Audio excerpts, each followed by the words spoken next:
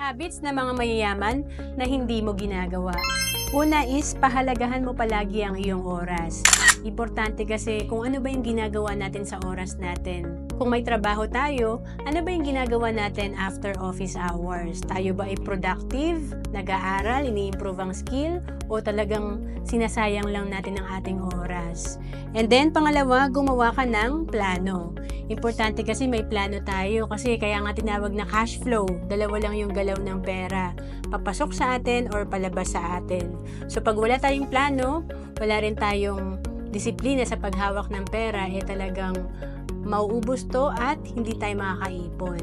And then pangatlo is consistent sa pag-take ng action. Ang mga mayayaman talagang hindi lang puro plano yan. Importante talaga, araw-araw may ginagawa ka para mapalapit ka doon sa mga goals mo. To know more about savings and investment, message mo lang ako sa FB, Rohan Celis Capistrano.